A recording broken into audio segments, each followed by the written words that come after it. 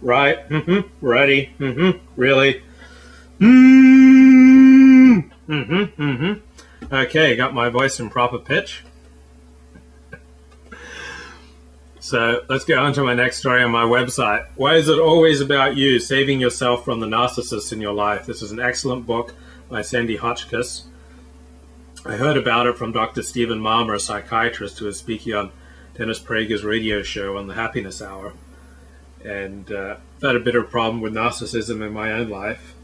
It's the way that I've covered up the shame from early childhood, and with these delusions of grandeur, it's enabled me to charge out into the world and make these stupid videos. You know, I suffer from many of the typical problems of the narcissist, such as the lack of boundaries, you know, self-aggrandizement, you know, living in magical thinking and fantasies of boundless power. So one of the things that I'm attracted to in Judaism is boundaries. A lot of boundaries in Orthodox Judaism in particular. I need them. And the author Sandy Hotchkiss writes, intuitively, we recognize that we need secure parameters in order to function effectively, yet we routinely ignore boundaries or view them as obstacles to overcome. Science has allowed us to defy gravity, transcend time and space, slow aging, cheat death, even create life.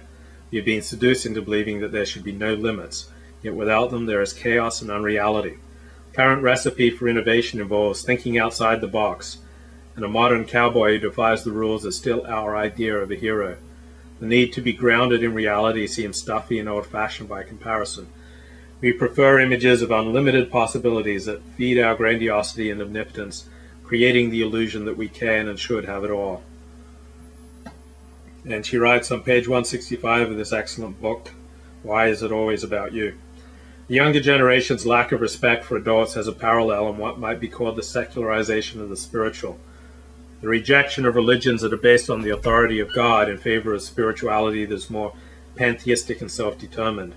The dominant spiritual presence of the late 20th century has not been God, but rather some exalted form of me. A narcissistic individual's great difficulty bowing to outside authority may explain the popularity of the kind of spiritualism that emphasizes the deity within, one's own internal higher power. Whether this represents a pinnacle of moral development or an exercise in infantile grandiosity varies. When that higher power is just me playing God, it is easy to fool oneself and fall into moral laxity. So, sinner, have you fallen into moral laxity? Do you need a moral leader? Feeling grandiose right now, so check out my website, lukeford.net.